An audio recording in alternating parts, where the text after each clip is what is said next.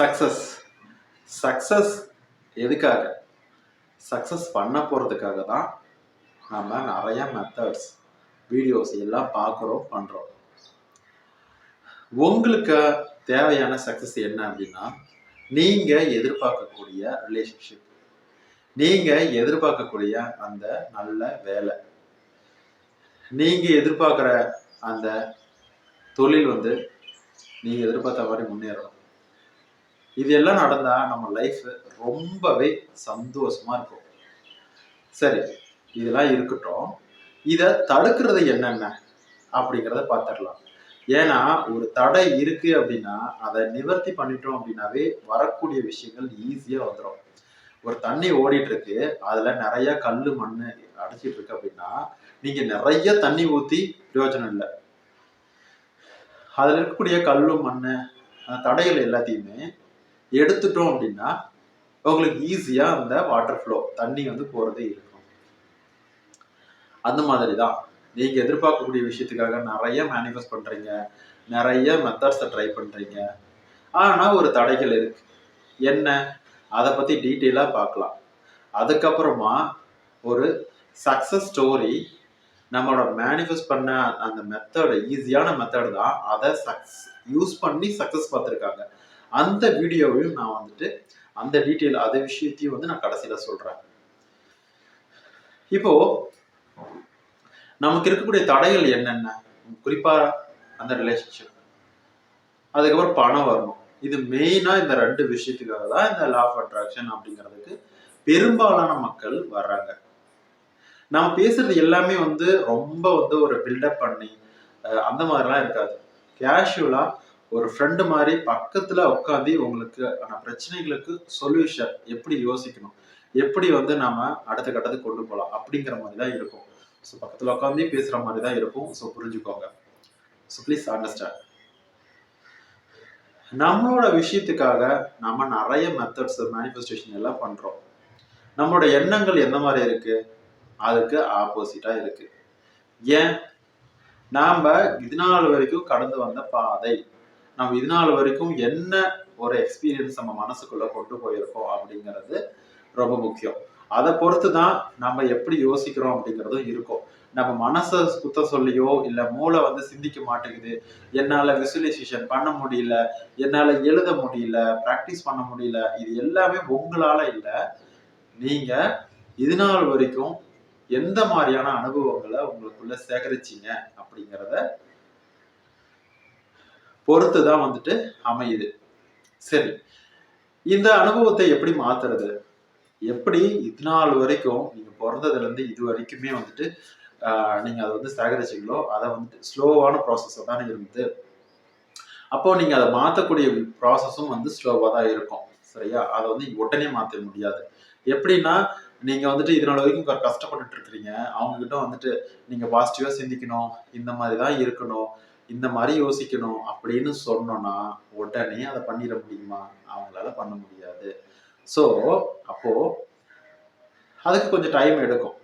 சரியா? ஸோ அது கொஞ்சம் கொஞ்சமா தான் நடக்கும். இதனால நடுவில் வருத்தப்படுறது, கஷ்டப்பட்டுட்டு ஃபோர்ஸ் பண்றது, இது மாதிரிலாம் இருக்கக்கூடாது. ஃபோர்ஸ் பண்றதுன்னு சொன்னவங்கதான் தோணுது. நீங்க எந்த ஒரு மெத்தடோ இல்லை எண்ணத்துல நினைக்கக்கூடிய விஷயங்களா இருந்தாலும் ஃபோர்ஸ் பண்ணாதீங்க. அதாவது இதை நினைக்கணுமே, இதை நினைச்சே ஆகணும் அப்படின்னு நினைக்காதீங்க. ஏன் அப்படின்னா, நீங்க உங்களோட அதிர்வலைகள், அதாவது உங்க மனசு, உங்களோட மூளை, உங்களோட எண்ணங்கள் எப்பவுமே அடங்கவே அடங்காது.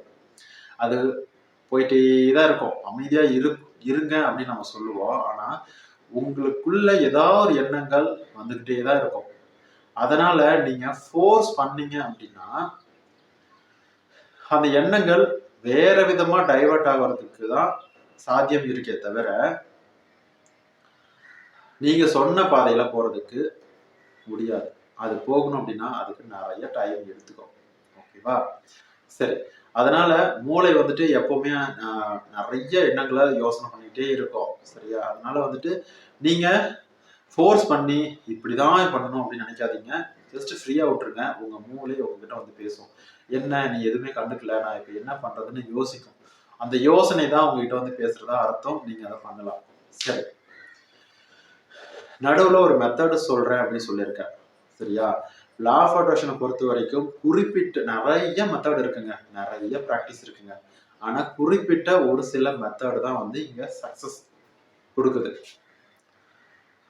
அதில் ஒரு சில மெத்தடு வந்து நம்ம யூடியூப் சேனலில் நிறைய போட்டிருக்கோம், பேசியிருக்கோம். சரியா? அதில் முக்கியமான ஒரு மெத்தடு தான் வந்துட்டு விசுவலைசேஷன், அதாவது கற்பனை.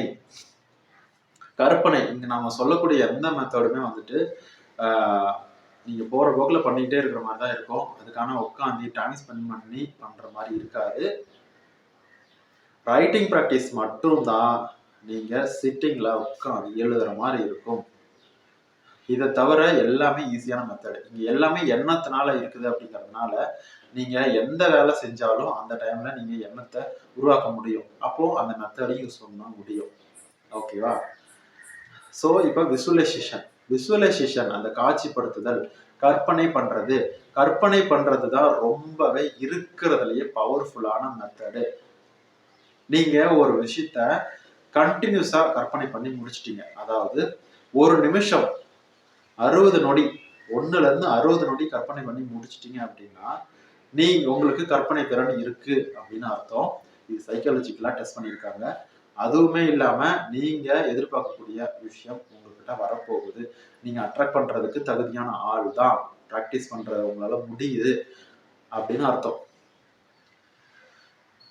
எப்பவுமே நீங்க விசுவலைசேஷன், அதாவது நீங்க பண்ணலனா கூட கற்பனை வந்து போயிட்டே தான் இருக்கும். உங்க மூளை கற்பனை பண்ணிக்கிட்டே தான் இருக்கும். இப்படி நடக்கலன்னா என்ன பண்றது, நீங்க இந்த மாதிரி பயப்படும் போது நிறைய கற்பனைகள் வரும்ல, இப்படி நடந்துட்டா நான் என்ன பண்றது, அந்த மாதிரி கற்பனை கட்டுக்கடங்காம போயிட்டே இருக்கும். இப்போ காட்சிப்படுத்துதல் அப்படிங்கும் போது நீங்க எதை உங்களுக்கு வேணுமோ அதை பண்ணுங்க. இந்த எல்லாமே இந்த விஷயத்துல நான் இப்போ எடுக்கக்கூடிய வீடியோஸ் எல்லாத்துலயுமே வந்துட்டு ரொம்ப டீட்டெயிலா டெப்தா பேசிட்டு இருக்கோம். அதனால கொஞ்சம் வறண்ட போற மாதிரி கொஞ்சம் வேகா தான் இருக்கும். சரியா? பேசுற விஷயங்கள் எல்லாமே வந்துட்டு ஒரு சுவாரஸ்யமா இல்லாத மாதிரி ரொம்ப ஒரு கஷ்டமா போரிங்கா இருக்கிற மாதிரி இருக்கும். ஸோ வந்து கொஞ்சம் அண்டர்ஸ்டாண்ட் பண்ணிக்கோங்க. ஓகேவா? நீங்க இது கூடயே புரிஞ்சுக்கிட்டீங்க அப்படின்னா உங்களுக்கு சுவாரஸ்யமா இருக்கும். நீங்க எதிர்பார்க்கக்கூடிய எண்ணங்கள், உருவாக்கக்கூடிய எண்ணங்கள் எல்லாமே வந்துட்டு அடிக்கடி வந்து டக் டக் டக்னு ஆட்டோமேட்டிக்கா வந்துட்டே தான் இருக்கும். அப்போ காட்சிப்படுத்துதல வந்து கொஞ்சம் ஆட் பண்ணிக்கோங்க. நீங்க எதிர்பார்க்குற விஷயம், அதாவது நீங்க வந்துட்டு ஒரு பிசினஸ் ரொம்ப சக்சஸ் ஆகணும் அப்படின்னு நினைக்கிறீங்கன்னா, ஒரு கார்ல உங்களுக்கு பிடிச்ச ஒரு கார்ல நீங்க வந்து இறங்குறீங்க. ஒரு உங்களுக்கு பிடிச்ச ட்ரெஸ் பண்ணிட்டு, ஒரு டக் பண்ணி இன் பண்ணிட்டு, நீங்க கிளாஸ்லாம் கண்ணாடிலாம் போட்டுட்டு நீங்க வந்து இறங்குறீங்க ஃபுல் மேக்கப்போட. அப்படி இருந்தா எப்படி இருக்கும்? நீங்க எதிர்பார்க்கக்கூடிய ஒரு மேரேஜ் நடக்கணும் அப்படின்னா, மணமேடையில உட்காந்து உங்களுக்கு பிடிச்ச நபர் உங்க பக்கத்துல உட்காந்துட்டு இருக்காங்க, அவங்க உங்களுக்கு தாலி கட்ட போறாங்க. இல்ல நீங்க உங்களுக்கு பிடிச்ச நபருக்கு நீங்க தாலி கட்ட போறீங்க. நீங்க உங்களுக்கு நீங்க சேர்ந்து ஹனிமூன் போக போறீங்க. தீபாவளிக்கு உங்களை அழைக்கிறாங்க. எல்லாருமே உங்களை சந்தோஷமா பாராட்டுறாங்க. இந்த மாதிரி நீங்க எதிர்பார்க்கக்கூடிய விஷயத்த நீங்க மேனிஃபெஸ்ட் பண்றதுக்கு ரொம்பவே ஈஸியான மெத்தடு இந்த கற்பனை, இந்த விசுவலைசேஷன். நான் கடைசியில ஒரு விஷயம் சொல்றேன் அப்படின்னு சொல்லியிருந்தேன்ல, அதுக்கு முன்னாடி நம்ம சேனல்ல சப்போர்ட் பண்ணிட்டு இருக்கவங்களுக்கு ரொம்பவே நன்றி. இது வரைக்கும் சப்ஸ்கிரைப் பண்ணாம நம்ம சேனல்ல நிறைய வீடியோ பார்த்துட்டு இருக்கீங்க. அவங்க எல்லாம் சப்ஸ்கிரைப் பண்ணிட்டு பக்கத்துல இருக்கிற பெல் பட்டன் கிளிக் பண்ணிட்டு வீடியோஸ் பாருங்க. உங்களுக்கு கோச்சிங்ஸ் ஏதாவது வேணும் அப்படின்னா நான் டிஸ்கிரிப்ஷன்ல என்னோட வாட்ஸ்அப் நம்பர் இருக்கு, நீங்க அதை கான்டாக்ட் பண்ணி நீங்க மெசேஜ் பண்ணீங்கன்னா உங்களுக்கு நான் டீட்டெயில்ஸ் சொல்றேன். அதுக்கப்புறம் உங்க வீடியோ பிடிச்சிருந்தோம் அப்படின்னா லைக் பண்ணிடுங்க, மற்றவங்களுக்கு ஷேர் பண்ணுங்க. அப்புறம் கடைசியில் ஒரு விஷயம் சொல்றேன்னு சொல்லியிருந்தேன். அது என்ன அப்படின்னா, இந்த காட்சிப்படுத்துதலை யூஸ் பண்ணி அவங்க லைஃப்ல தேவையான விஷயத்தை எல்லாத்தையுமே ஈஸியா அட்ராக்ட் பண்ணியிருக்காங்க. ஓகேவா? இது சும்மா போற போக்கில் லா ஆஃப் அட்ராக்ஷனா என்ன அப்படின்னு தெரியாத டைம்லயே இதை பண்ணியிருக்காங்க அப்படிங்கிறது எவ்வளோ ஒரு பெரிய விஷயம். நாம இவ்வளவு பத்தி பேசுறோம், லா ஆஃப் அட்ராக்ஷன் பத்தி பேசுறோம். லா ஆஃப் அட்ராக்ஷன் பத்தி தெரிஞ்சுக்கிறதுக்கு நிறைய சோர்ஸ் இருக்கு. இதெல்லாம் இருந்துமே நம்ம சக்சஸ் பண்ண முடியல. ஆனா அவங்க அந்த விஷயத்த அட்ராக்ட் பண்றதுக்கு முன்னாடி, லா ஆஃப் அட்ராக்ஷன் தெரியறதுக்கு முன்னாடி நிறைய தான் அட்ராக்ட் பண்ணியிருக்காங்க. அதை பத்தி டீட்டெயிலா சொல்றேன். ஓகே, ஸோ இந்த வீடியோ உங்களுக்கு பிடிச்சிருக்கும்னு நம்புறேன். ஸோ நான் சொன்ன சக்சஸோட வீடியோஸ் நான் அடுத்த வீடியோவில் சொல்றேன். ரொம்ப நன்றி.